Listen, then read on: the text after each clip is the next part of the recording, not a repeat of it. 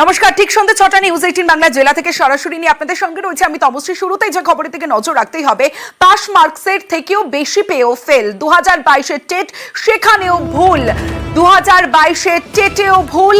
যে খবর আমরা পাচ্ছি, সরকারি কর্মী বাবার মৃত্যুতে 5% গ্রেস মার্কস, আর ফলে 82 নম্বর পেলেই পাস মার্কস, আর 84 নম্বর পেয়েও ফেল বীরভূমের পরীক্ষার্থী। এবার রেজাল্ট সংশোধনে ডেডলাইন হাইকোর্টের। আমার সঙ্গে আমার প্রতিনিধি সরাসরি রয়েছে, আমি অর্ণব হাজরার কাছে চলে যাব। অর্ণব, যে বিষয়টা তোমার কাছে জানতে চাইবো, এটা ভুল নাকি এটা জালিয়াতি?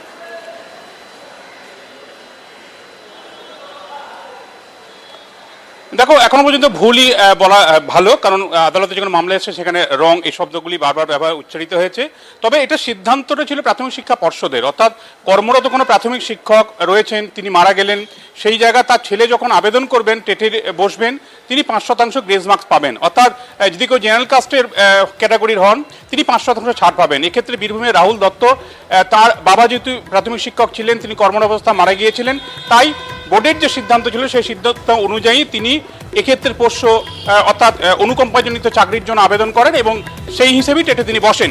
এবং সেক্ষেত্রে তার 5% গ্রেস মার্ক পাওয়ার কথা, তিনি পেয়েছেন 84 নম্বর, কিন্তু তাকে ফেল দেখানো হয়েছে, তাকে টেট উত্তীর্ণই দেখানো হয়নি।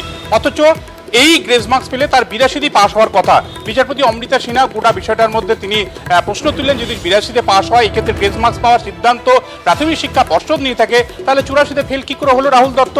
তাই 4 সপ্তাহ সময় দেওয়া হয়েছে এই যে অনুকম্পাজনিত 5% গ্রেস মার্কসের ক্ষেত্রে যে ছাড় দেওয়া রয়েছে, এই ছাড়ের বিষয়টা যাতে নতুন করে আর কোনো জটিলতা তৈরি না করে 4 সপ্তাহের মধ্যে এই ভুল শুধরানোর জন্য প্রাথমিক শিক্ষা পর্ষদকে নির্দেশ দিয়েছেন বিচারপতি অমৃতা সিনহা। তবে একই সঙ্গে মামলাকারীর আইনজীবীরা প্রশ্ন তুলছেন যে আদতে যে ওএমআর স্ক্যানিং হয়েছে, অর্থাৎ সেটি যে স্ক্যান হয়েছে, সেক্ষেত্রে এই 55%-এর বিষয়টি কি আদৌ মাথায় ছিল বোর্ডের, এবং যাদেরকে বরাত দেওয়া হয়েছে তারা কি সেই বিষয়টি মাথায় রেখেই এই স্ক্যানিংয়ের কাজ করেছিলেন? তা নাহলে এই ধরনের ভুল কিভাবে হয়? যদিও 4 সপ্তাহের মধ্যে ভুল শোধরানোর পর প্রাথমিক শিক্ষা পর্ষদ কিভাবে কি রিপোর্ট কি অবস্থান নিয়ে আসে, সেটার উপরই পরবর্তী বিষয়টি নির্ভর করছে কলকাতা হাইকোর্টে। অর্ণব, সঙ্গে থাকো।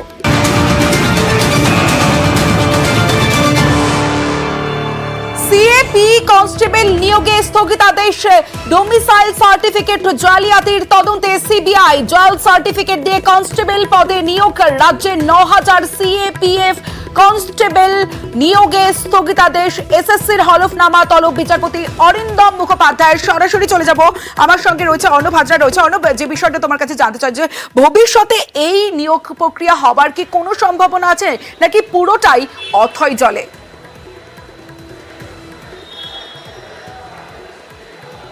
দেখো, আপাতত নভেম্বর মাসের প্রথম সপ্তাহে এই মামলা ফের শুনানির জন্য আসবে। তখন এক্ষেত্রে যারা নিয়োগকর্তা ছিল, অর্থাৎ এই কেন্দ্রীয় আধা সামরিক বাহিনী নিয়োগের যে প্রক্রিয়া যারা কন্ডাক্ট করেছিল, স্টাফ সিলেকশন কমিশন, তাদের হলফনামা দেখার পরই পরবর্তী সিদ্ধান্ত কলকাতা হাইকোর্ট জানাবে, বিচারপতি অরিন্দম মুখোপাধ্যায় জানাবেন।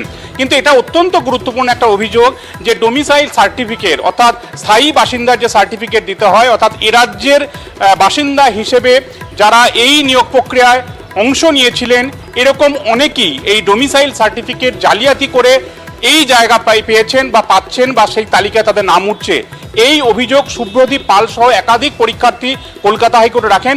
সেই মামলার প্রেক্ষিতেই বিচারপতি অরিন্দম মুখোপাধ্যায় এই নিয়োগ প্রক্রিয়া, অর্থাৎ 2021-এর নিয়োগ প্রক্রিয়া, যেখানে আমাদের রাজ্য থেকে প্রায় 3000 মতো CAPF central armed police force, আর 2022-এর নিয়োগ প্রক্রিয়া প্রায় 6000-এর কিছু বেশি সেন্ট্রাল আর্ম পুলিশ ফোর্স নিয়োগ হওয়ার কথা ছিল। এই পদে নিয়োগে আপাতত স্থগিতাদেশ রেখে দিল কলকাতা হাইকোর্ট।